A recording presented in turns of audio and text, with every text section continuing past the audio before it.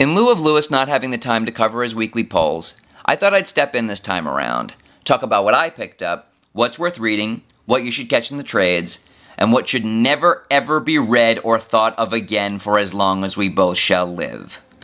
These are just my opinions, of course, and I look forward to hearing your own. In the meantime, I've got 14 books to parse through, so let's jump right in. Resurrection Man number 2. There were 2 books from the DC 52 whose second issues I missed earlier, but decided to pick up this week. The first is Resurrection Man number 2. I really want to like this book. I like that the protagonist can die and be reborn as a brand new person with new superpowers every time, because it reminds me of Doctor Who's concept of regeneration. There's a glaring problem here, though. The art. More specifically, the way women are portrayed in this book. One page, there's 2 adult men having a conversation that moves the plot forward, and the next, we get 2 busty ladies posed unnaturally on a bed with skin rags and guns. I mean, really? Talk of how thoroughly misrepresented women are in comics has been making the rounds since the DC relaunch, and this is a prime example of that. I don't care where the story goes. I'm done reading this crap, and I hope you drop it too. Catwoman number 2. After the first issue, where we ended on Catwoman borderline sexually assaulting Batman, the morbid curiosity in me was piqued as to just how bad this book was gonna get. Issue 2 is a little better, but not by much. We pick up post-coitus, and surprise, surprise, it takes Catwoman several more panels than it does Batman to get her damned clothes back on. She spends the rest of the issue setting up 2 mobs to go to war with each other, mostly to get revenge on one guy who used to abuse a friend of hers. That's right, it's all about a dude. And the one woman who she's been regularly interacting with gets killed in the final panels. Goody. Basically, this book fails the Bechdel test, and it fails it hard. I'm dropping this book. I recommend you do the same. Moving right along to the actual books from this week, let's start with All-Star Western number 2. Jonah Hex and Amadeus Arkham are still in pursuit of the religion of crime, who they've clearly run afoul of since about a dozen armed men show up trying to kill the pair. Great panel-to-panel art here from Moritat during the fight sequence. Really grisly stuff that reminds you of just what a badass Jonah Hex can be. The rest of the issue is a little too exposition-y for my tastes, focusing on this religion of crime, but not really explaining who they are or what exactly the point of them is. I'll keep reading, but only because I'm a huge fan of Jimmy Palmiotti and Justin Gray. If I were you, though, I'd wait for the trades on this one. Aquaman number 2. Great book. I love the ongoing jokes at Aquaman's expense. It's great to see Jeff Johns acknowledge what a laughingstock the character has been for the last decade. But what I really like is how this book is slowly changing all that. Arthur and Mira really get into the thick of things when these horrendous creature from the Black Lagoon looking beasties from the last issue finally make their way to shore. There's a real sense of danger here, and the monster design is fantastic.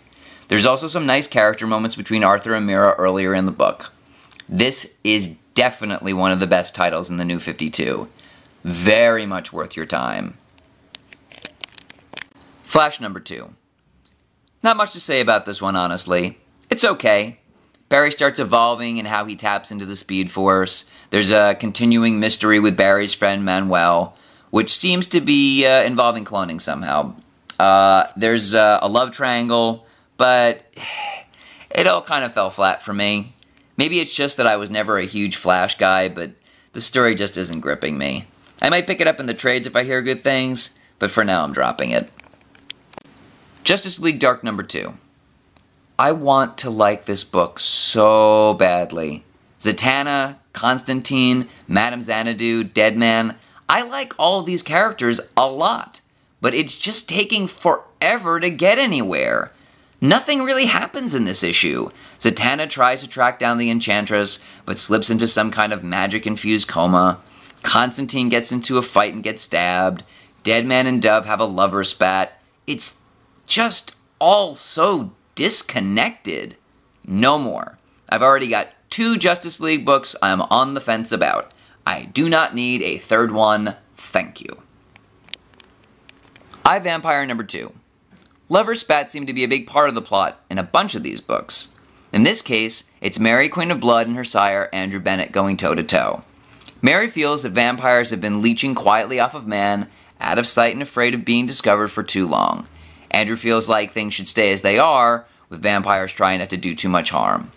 Unsurprisingly, most vampires are firmly Team Mary and gung-ho about becoming the new master race and all but wiping humanity from the planet. Not a bad concept, and Mary is very close to being the sort of villain you can't wait to see more of, but I'm just not feeling it. I'm getting much better vampire books that I can read elsewhere, so this one's getting dropped. Superman number 2. Bless you, George Perez. Bless you. I hope Grant Morrison is taking notes, because this is how you write a Superman book. We get a unique villain, one that Superman can neither see nor hear. We get an honest-to-God interesting mystery revolving around Krypton, and there's a genuinely interesting relationship between Clark and Lois that's fresh in a way where I don't know where it's going to go. Great book. Pick it up. Moving on from DC titles, we start with Teenage Mutant Ninja Turtles number 3.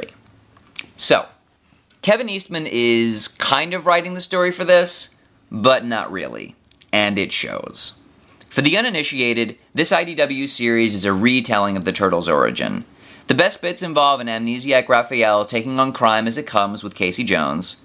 It's a nice way of explaining the disconnect between Raph and his brothers. The main story, though, involving Old Hob, a mutant cat turned gangster, is pretty dull. I'll probably stick with this one more issue, but I wouldn't recommend it to anyone. Angel and Faith number 3. Remember how I mentioned earlier that I already had vampire books worth reading? Well, this one is at the top of the list.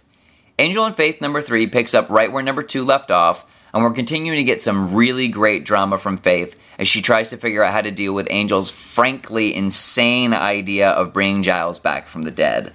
Lots of great supporting characters, including an old ex-sorcerer who I'm hoping will turn up some more. The plot involves the blood of a Mora demon, and that's interesting. And the idea that Faith could force Angel to become a human is fresh and exciting. This particular issue was a little exposition heavy, but considering that it's a middle chapter, that seems fine by me. Definitely pick it up. And now for something a little different. I decided to pick up a bunch of number 1s that I might have ordinarily turned a blind eye to. I recommend doing this with at least one book per week, if it's in your budget. You never know when you'll find a diamond in the rough, and it's great to put your money where your mouth is and give a shot to some new talent. That being said, let's start with Spaceman number 1. Okay, so not so much on the new talent with this one, since it's a Brian Azzarello book. It takes place in a somewhat dystopian future.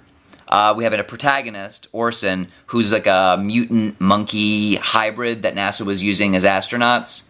Now, this takes place beyond Orson's days as a spaceman. It deals with his now purposeless and kind of meaningless life. We're clearly sort of strafing into satire territory here, where Orson's supposed to represent your average American Joe. There's a potentially interesting plotline involving a girl kidnapped from a particularly gruesome reality show, but my problem is that the dialogue is all invented slang, and I do mean all of it. I struggled from page to page trying to get what Azzarello's new slang meant, and it really turned me off the book. It's practically unreadable in spots.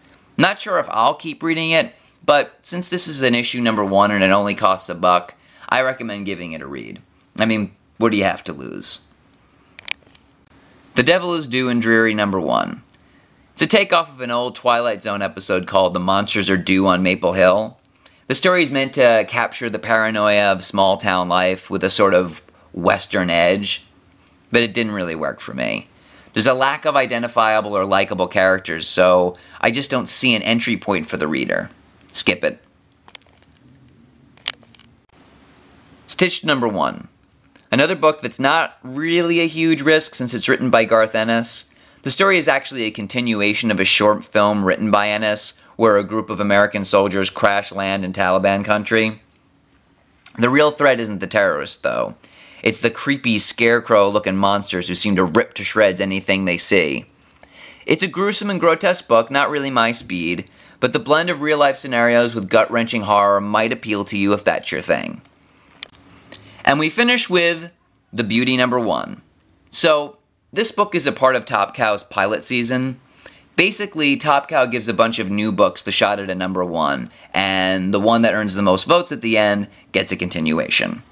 I haven't had the chance to read any of the other books yet, but The Beauty is a damned good start. It takes place in a world where there's an STD that everyone actually wants.